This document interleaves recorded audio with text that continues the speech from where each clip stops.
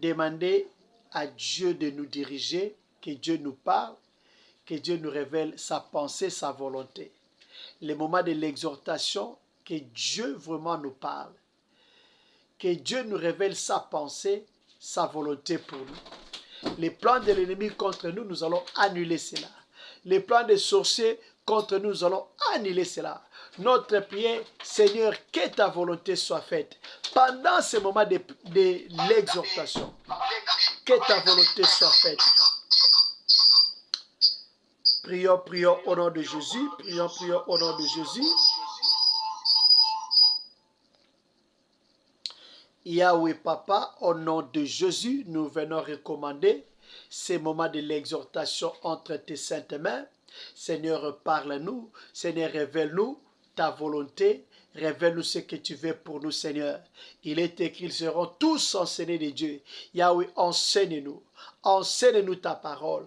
Enseigne-nous ce que tu veux que nous puissions apprendre aujourd'hui. Au nom de Jésus. Au nom de Jésus. Père Céleste, les plans de l'ennemi, les plans de Satan pour nous déranger, pour nous perturber, pour que nous ne puissions pas écouter ta parole, pour que nous ne puissions pas recevoir ce que tu veux pour nous, Yahweh Papa, ce soir. Nous annulons les plans de l'ennemi Satan. Nous annulons les plans des sorciers. Au nom de Jésus, au nom de Jésus, au nom de Jésus. Père Saint, parle, nous sommes là pour écouter. Parle, nous sommes là pour apprendre. Au nom de Jésus, au nom de Jésus, ouvre notre intelligence pour que nous puissions comprendre, Yahweh, ton langage, comprendre ta pensée, que l'onction prophétique, que l'onction de révélation puisse travailler pour que nous puissions comprendre la pensée de Dieu dans ce que nous allons partager ce soir. Que les messages de ce soir puissent produire des fruits dignes de la repentance dans nos vies, dans la vie de toute personne qui va l'écouter. Au nom de Jésus, au nom de Jésus, au nom de Jésus, au nom de Jésus-Christ, nous avons ainsi prié. Amen. Nous bénissons le Seigneur qui nous fait la grâce pour que nous puissions nous retrouver encore ce soir, partager sa parole. Nous sommes dans le livre de Matthieu, chapitre 24. Nous allons lire les versets 12 et les 12, 13, 14. Je vais lire au nom de Jésus-Christ. À cause de la progression du mal, l'amour du plus grand nombre se refroidira. Mais celui qui persévérera jusqu'à la fin sera sauvé. Cette bonne nouvelle du royaume sera proclamée dans le monde entier pour servir de témoignage à toutes les nations. Alors viendra la fin. Nous sommes en train de parler sur l'enlèvement de l'Église. Nous savons que le Seigneur Jésus-Christ a dit, je m'en vais vous préparer une place et je reviendrai pour vous prendre, pour que vous soyez là où je serai. Car là où je suis, c'est là où sera mon serviteur. Donc, le Seigneur Jésus a promis de revenir. Lorsqu'il reviendra pour nous prendre, cet événement-là, quand Jésus-Christ viendra pour nous prendre, pour que nous puissions aller là où il est, être avec lui, c'est ce que nous appelons enlèvement. L'enlèvement de l'Église. Donc, l'enlèvement de l'Église, en d'autres termes, c'est un événement qui va mettre fin à la présence de l'Église sur la terre. L'enlèvement de l'Église, ça sera pour les chrétiens qui sont en vie, même les chrétiens qui sont morts. Tous, comme la Bible nous dit, nous serons transformés en un clin d'œil. Nous serons enlevés pour aller rencontrer notre Seigneur Jésus-Christ. L'enlèvement. La fois passée, nous avons commencé à voir que avant l'enlèvement de l'Église, il y aura des signes qui vont nous montrer que le Seigneur Jésus-Christ n'est plus loin. Seigneur Jésus revient bientôt. Dans le livre de Matthieu 24, à partir du premier verset, vous descendez jusque là où on a lu verset 14. On nous montre les signes précurseurs de l'enlèvement. On parle des guerres, on parle de beaucoup de choses là. Quand vous allez encore dans le livre de 1 Timothée, chapitre 3, je crois, 3 ou 4, on va vérifier.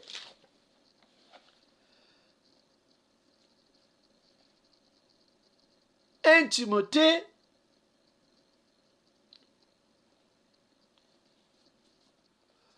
là où on nous dit comment les gens seront dans les derniers jours.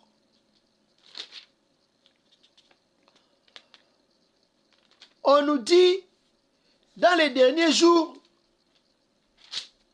les enfants seront rebelles à leurs parents, les gens seront, ils aimeront plus l'argent que Dieu. On va vérifier un peu pour qu'on ne dise pas des choses. Ok, c'est 2 Timothée, chapitre 3, verset 1. Vous descendez là-bas. 1 à 5, on nous dit, sache que dans les derniers jours, il y aura des temps difficiles, car les hommes seront égoïstes, amis de l'argent, vantards, orgueilleux, blasphémateurs, rebelles à leurs parents, ingrats, impies, insensibles, implaçables, calomniateurs, violents, cruels, ennemis du bien, traîtres, emportés, aveuglés par l'orgueil, amis du plaisir plutôt que de Dieu. Ils auront l'apparence de la piété, mais régneront ce qui en fait la force. Éloigne-toi de ces gens-là. Ici, on nous montre encore quelques signes du temps de la fin qui vont montrer que le Seigneur Jésus revient bientôt. Si vous lisez tout ça, 2 Timothée chapitre 3 verset 1 à 5, là où on nous montre les signes des temps de la fin, comment les gens vont se comporter. Et vous allez remarquer que non, nous ne sommes pas loin de la venue du Christ. Mais qu'est-ce que nous voulons parler aujourd'hui plus? L'un des signes encore. Dans Matthieu 24, versets 12 à 14. La fois passée, nous avons parlé l'amour du plus grand nombre va se refroidir. Les gens ne vont pas aimer le Seigneur. L'amour de Dieu, l'amour que l'homme doit avoir pour Dieu, selon qu'il est écrit, tu aimeras le Seigneur ton Dieu de tout ton cœur, de toute ton âme, de toute ta pensée. C'est-à-dire, corps, âme et esprit doivent aimer le Seigneur. Notre corps, notre âme, notre esprit doivent aimer le Seigneur. Donc, tout notre être doit aimer le Seigneur. Mais aujourd'hui, nous voyons que nous n'aimons pas le Seigneur. L'amour du Seigneur, nous n'avons pas cela. L'amour de Dieu, l'amour pour notre Seigneur, nous n'en avons pas. Nous aimons les Seigneurs par la bouche, mais nos œuvres ne témoignent pas que nous aimons Dieu. Mais Dieu veut que l'amour soit en nous, que nous puissions l'aimer, que nous puissions aimer aussi nos prochains. Parce que la Bible nous dit, il y a 2 commandements. Le premier, tu aimeras le Seigneur ton Dieu de tout ton cœur, de tout ton âme, de toute ta pensée. En d'autres termes, on dit de tout ton esprit. On nous dit que à part cela, l'autre qui vient, c'est tu aimeras ton prochain comme toi-même. Aujourd'hui, nous voyons que l'amour du prochain n'est plus parmi nous, les enfants de Dieu. L'amour de Dieu, nous n'en avons pas. Nous aimons Dieu en parole. Nous aimons nos sœurs et frères en parole. Mais les œuvres que nous posons ne montrent pas vraiment que nous aimons Dieu. Nos œuvres ne montrent pas que nous aimons nos prochains. Et on nous dit, celui qui persévérera jusqu'à la fin sera sauvé. Donc, pour que tu sois sauvé, pour que tu puisses être enlevé, il faut que l'amour de Dieu, l'amour que tu as pour le Seigneur, que tu puisses continuer avec cela jusqu'à la fin. Quand le Seigneur va revenir, qu'il te trouve dans l'amour de Dieu. Dans Éphésiens, non, plutôt Apocalypse, chapitre 2, verset 4. On nous dit, mais ce que j'ai contre toi, c'est que tu as abandonné ton premier amour. L'abandon de l'amour va faire que nous puissions manquer l'enlèvement. Quand on abandonne l'amour, quand on n'a plus l'amour, on risque de manquer l'enlèvement. Parce que le Seigneur n'est pas content lorsque nous abandonnons l'amour, les premiers amours qu'on avait pour lui, les premiers amours qu'on avait pour son prochain. Lorsqu'on abandonne cela, lorsque la haine prend place, Dieu n'est pas content. Dieu veut que nous puissions garder notre amour jusqu'à ce qu'il va revenir. L'amour, garder l'amour, c'est aussi garder la foi.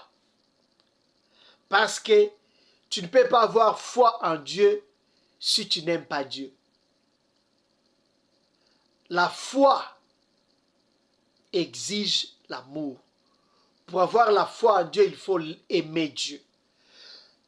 Donc, nous devons persévérer dans l'amour pour que nous puissions être enlevés. Aujourd'hui, nous voulons parler d'autres choses au verset 14. Cette bonne nouvelle du royaume sera proclamée dans le monde entier pour servir de témoignage à toutes les nations. Alors viendra la fin. Pour que la fin arrive, pour que l'enlèvement arrive, les derniers signes, c'est la proclamation de l'évangile du royaume. En d'autres termes, lorsque la parole, la bonne nouvelle du royaume sera prêchée à toutes les nations, à tout le monde, lorsque tout le monde aura écouté la bonne nouvelle du royaume, c'est alors que Jésus-Christ va revenir pour prendre l'Église. L'évangile du royaume, c'est ce que nous voulons partager aujourd'hui. Lorsque nous parlons de l'évangile du royaume, il y a plusieurs sortes d'évangiles. Il y a l'évangile du royaume, l'évangile du royaume, l'évangile du salut, l'évangile de la grâce. Il y a aussi l'évangile de Christ. Il y a aussi donc il y a l'évangile éternel et il y a un autre évangile. Et à part ça, il y a encore un autre. Il y a l'évangile de paix. Donc, l'évangile du royaume, l'évangile du salut, l'évangile de paix, donc l'évangile de la grâce, l'évangile de Christ, il y a donc l'évangile éternel, il y a un autre évangile. Lorsqu'on parle d'autres donc évangile, c'est-à-dire que une évangile là, il y a donc un évangile qui est contraire à ce qui a été enseigné par les apôtres. Aujourd'hui, nous voulons parler de l'évangile du royaume. Lorsque nous parlons de l'évangile du royaume, qu'est-ce que cela veut dire? Nous allons voir que lorsque Jean-Baptiste a commencé son ministère, qu'est-ce qu'il disait? Qu'est-ce que Jean a prêché? Jean a prêché l'évangile du royaume. Qu'est-ce que Jean disait aux gens? Il disait quoi?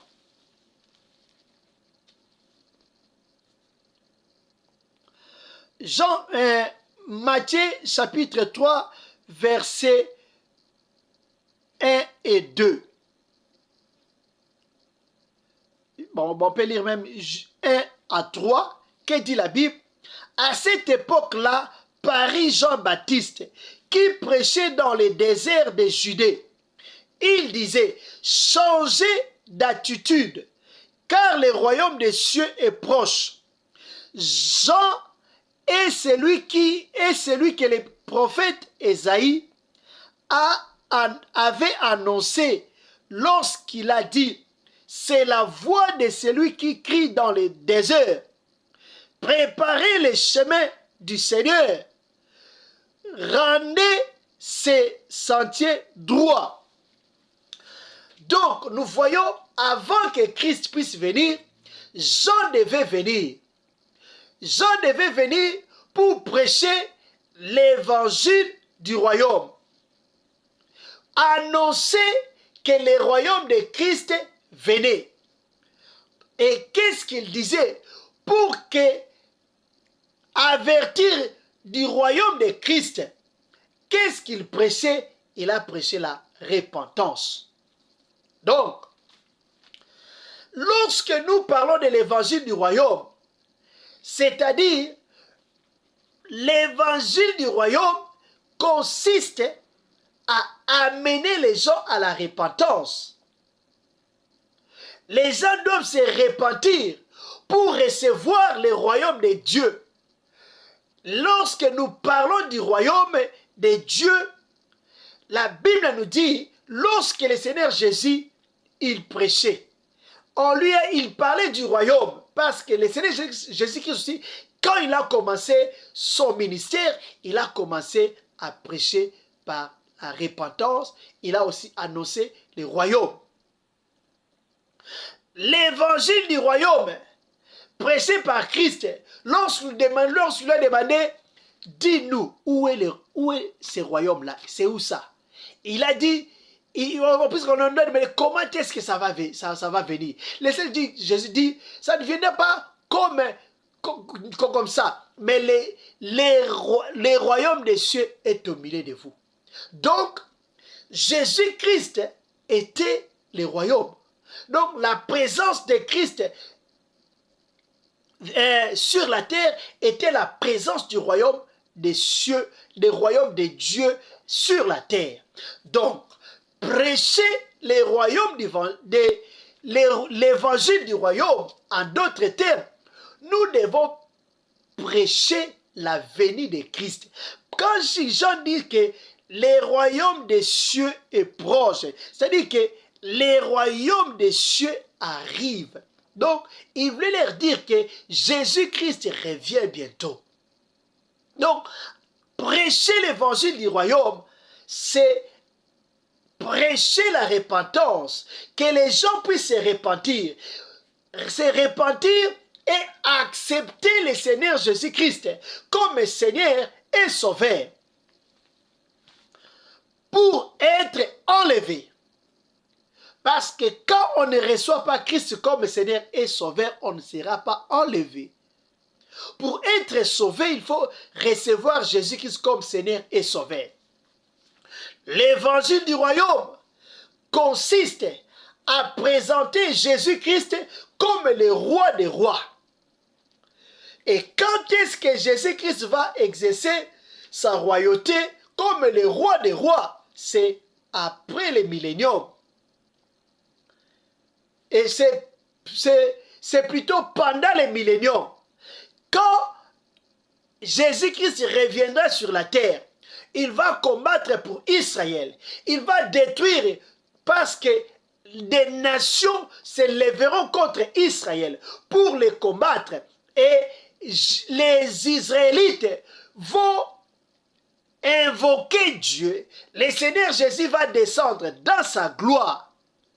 Il va descendre et lorsqu'il va descendre, il va combattre à la place d'Israël.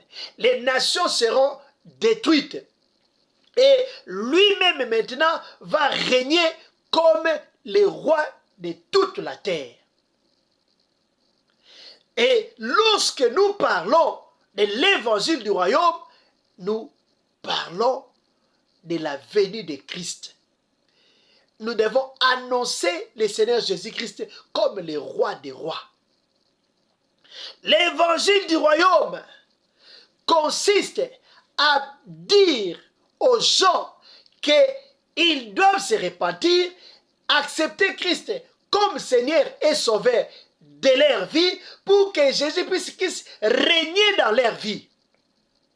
Nous devons amener les gens à accepter Christ, que Jésus-Christ puisse régner dans leur vie, que Jésus-Christ soit le berger de leur vie. Lorsque le Seigneur Jésus règne, il est le berger, il est le roi. C'est lui qui dirige, c'est lui qui conduit. Donc l'évangile du royaume, c'est donner sa vie à Christ pour que Christ puisse diriger, pour que Christ puisse régner. C'est ce que nous devons dire aux gens. L'évangile du royaume, c'est présenter Jésus-Christ comme le roi des rois. Présenter Jésus-Christ comme celui qui doit régner dans nos vies. L'évangile du royaume, c'est présenter Jésus-Christ comme celui qui doit régner dans nos vies, dans nos familles. L'évangile du royaume, c'est aussi parler de la repentance pour que les gens se répandent. Parce que Jésus-Christ ne régnera pas dans la vie de quelqu'un qui ne s'est pas repenti. Pierre plutôt dit dans Actes chapitre 2, verset 37. Acte 2, verset 37, il est écrit, 37 et 38, après avoir entendu ces discours, ils eurent les cœurs vivement touchés et dirent à Pierre et aux autres apôtres, frères, que ferons-nous?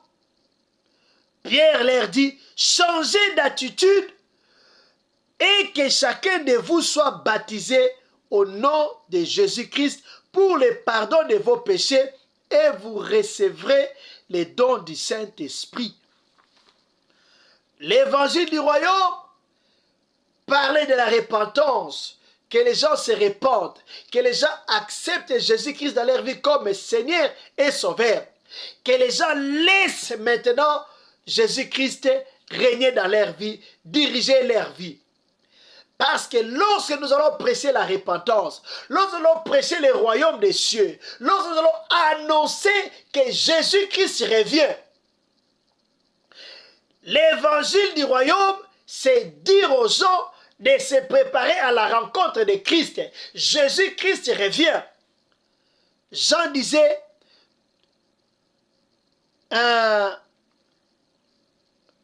on nous dit,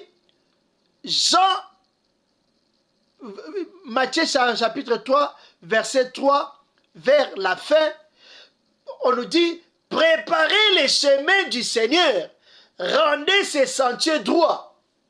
Donc, l'évangile du royaume consiste à préparer les gens à la rencontre de Christ, à préparer les gens à l'enlèvement, à préparer l'Église à recevoir Christ lorsqu'il viendra prendre son Église. En d'autres termes, l'évangile du royaume, c'est préparer l'Église à l'enlèvement. Lorsqu'on ne va pas préparer l'Église en l'enlèvement, on va retarder l'enlèvement.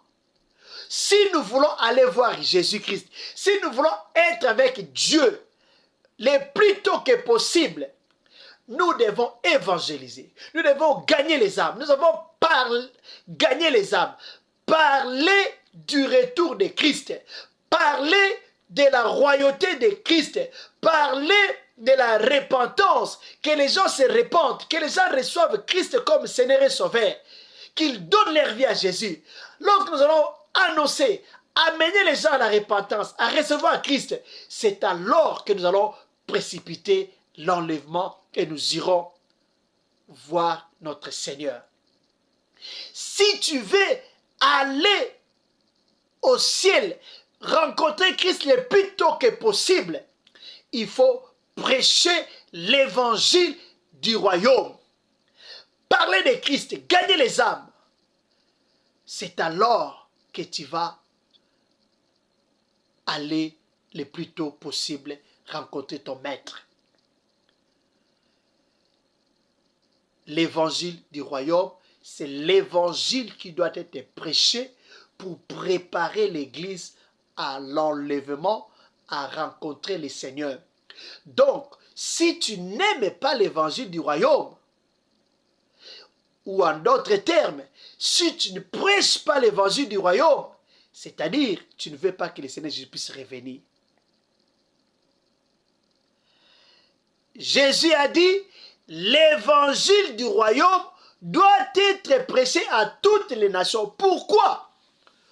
Pour servir de témoignage, que personne ne puisse dire, moi je n'ai pas cru au Seigneur Jésus-Christ parce qu'on ne m'a pas parlé de lui. Moi je n'ai pas cru parce que je n'ai pas entendu parler de Christ. Tout le monde doit écouter l'évangile du royaume. Tout le monde doit écouter, doit entendre parler de Jésus-Christ. Tout le monde doit attendre parler de Jésus-Christ pour que personne ne puisse donner la raison, dire que moi je ne me suis pas converti parce qu'on ne m'a jamais parlé de Jésus-Christ. Nous devons parler de Christ à toutes les nations, partout où tu peux te retrouver, au travail, à la maison, en cours de route, partout, dans n'importe quel pays tu peux te retrouver, il faut parler de Christ. Partout où Dieu t'amène, sache d'abord, tu es un messager de Christ. Tu dois parler de Christ pour que les âmes soient sauvées. Et quand tu feras cela, Dieu te bénira.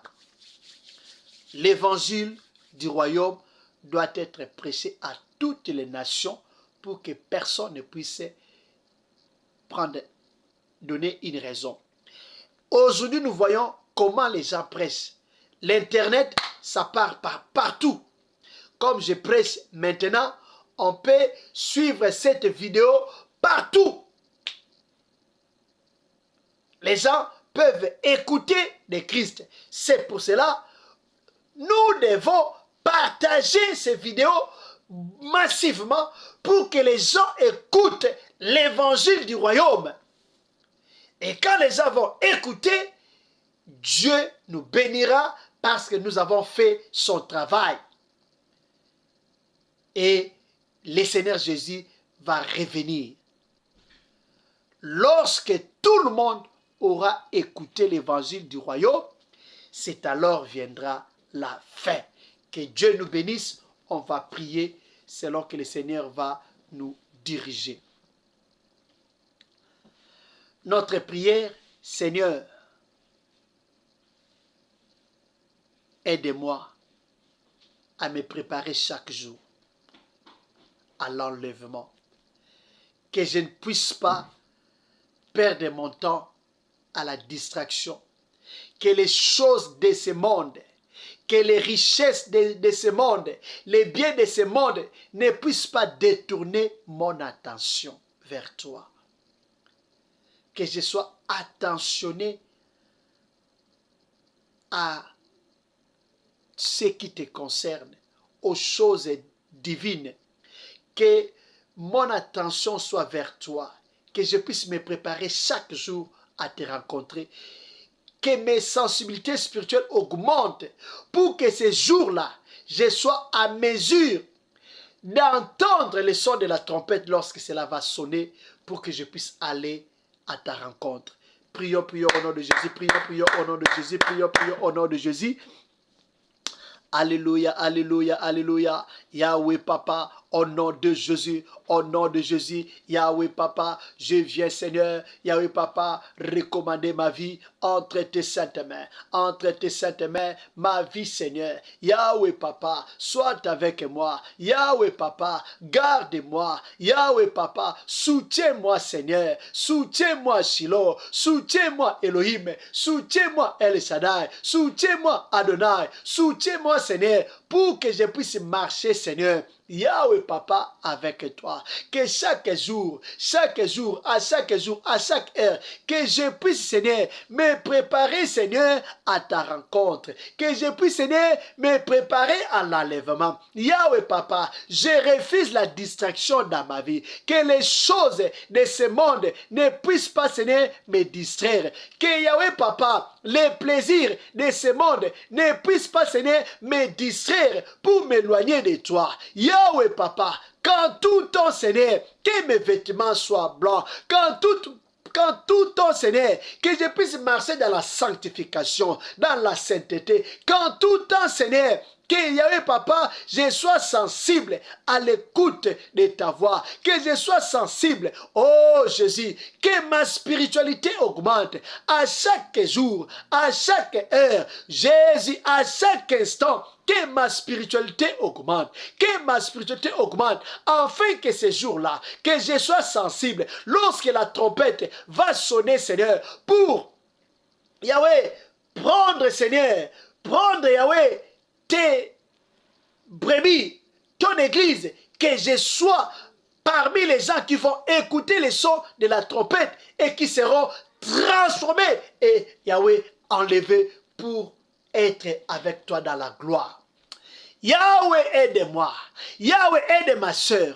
Aide, Seigneur, toute personne connectée à ce programme. Aide-nous, Seigneur, à nous préparer chaque jour, à chaque heure, que nous puissions nous préparer à chaque jour, à chaque heure, que rien ne puisse nous distraire, que rien ne puisse Yahweh, détourner notre attention vers l'objectif qui est le royaume des cieux, l'objectif qui est l'enlèvement, l'objectif qui est être avec toi dans la gloire, l'objectif qui est la vie éternelle.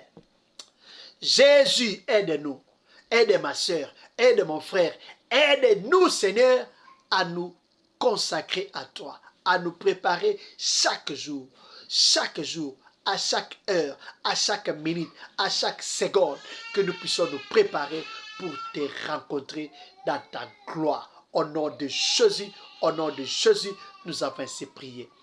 Merci Seigneur. Nous allons prier pour les gens qui annoncent l'évangile, les gens qui prêchent l'évangile. Nous allons prier aussi pour tous les enfants des gens. Seigneur, le Seigneur Jésus a dit, allez faire de toutes les nations des disciples. Notre prière, Seigneur, aide les enfants de Dieu, aide les chrétiens partout dans le monde à annoncer l'évangile du royaume, à prêcher l'évangile du royaume pour que les âmes soient sauvées et que les gens soient préparés, soit avec tes serviteurs, qu'ils annoncent l'évangile du royaume, qu'ils préparent l'église à l'enlèvement, qu'ils prêchent des messages qui vont pousser les gens à la sanctification, qu'ils prêchent des messages qui vont pousser les gens à se préparer à la rencontre du Seigneur. On dit, Seigneur, nous refusons des messages de distraction. Nous refusons des messages qui détournent notre attention vers le Seigneur. Parce qu'il y a des messages, quand on te prêche, tu oublies le Seigneur et tu commences à te préoccuper des choses de ce monde. Nous, Seigneur, nous refusons de tels messages. Nous voulons des messages qui vont nous pousser à t'aimer davantage. Des messages qui vont nous pousser à te servir, à se sanctifier, à nous préparer à ta rencontre. Prions, prions au nom de Jésus. Prions, prions au nom de Jésus. Alléluia, alléluia, alléluia. Yahweh Papa, au nom de Jésus. Au nom de Jésus. Je prie, Seigneur, pour tous les évangélisateurs. J'ai prié, Seigneur, pour tous les gagnants d'âme. J'ai prié, Seigneur, pour tous les chrétiens. J'ai prié, Seigneur, pour tous les évangélistes. J'ai prié, Seigneur, pour toute personne appelée, Seigneur, à prêcher l'évangile, à gagner les âmes. Je prie, Seigneur, pour toutes ces personnes-là. Yahweh, aide-les, Seigneur. Aide ton peuple, aide tes enfants à gagner les âmes, à parler de Christ, à prêcher l'évangile pour que des âmes soient sauvées. Aide ma soeur, aide mon frère, toute personne connectée à ces programmes. Aide, Seigneur, tous les enfants de Dieu partout dans le monde. Aide, Seigneur, les serviteurs de Dieu partout dans le monde. Aide-nous, Seigneur, à prêcher l'évangile du royaume, à gagner des âmes pour toi, à annoncer la venue de Christ, à préparer, Seigneur, ton peuple à l'enlèvement. Yahweh, nous refusons des messages de distraction. Nous refusons, Seigneur, des messages qui nous éloignent de toi.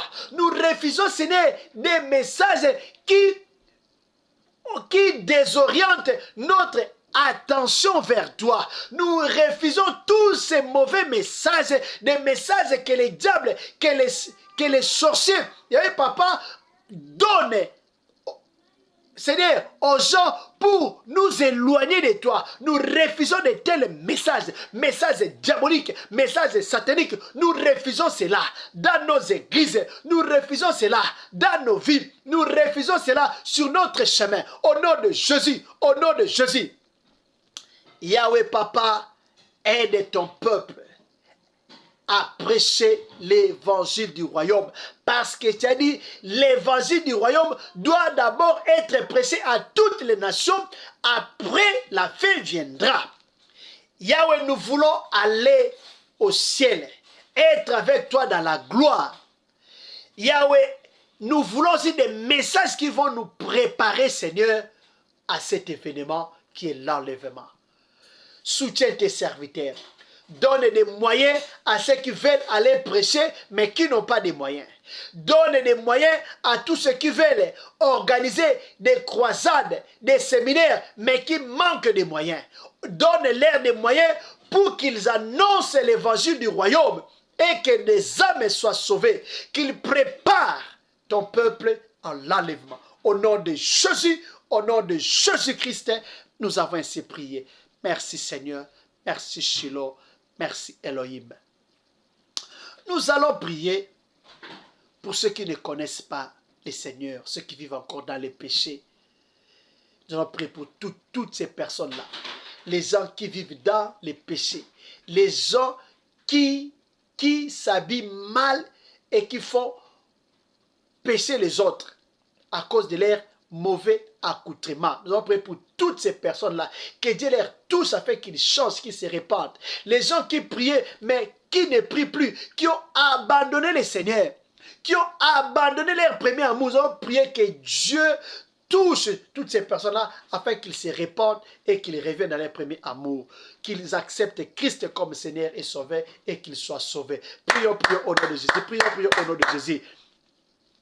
Alléluia, alléluia, alléluia. Yahweh Papa, au nom de Jésus, Shiloh, Adonai, prince de la paix. Alléluia, alléluia. Papa, je prie Seigneur pour toutes les personnes qui ne te connaissent pas, tous ceux qui vivent dans le péché, dans l'impudicité. Je prie Seigneur pour toutes ces personnes qui s'habillent mal, Seigneur, à cause de leur habillement, Seigneur. Les diables les utilisent à faire tomber d'autres personnes dans les péchés. Yahweh, j'ai prie pour toutes ces personnes-là. Yahweh, touche-les là où ils sont.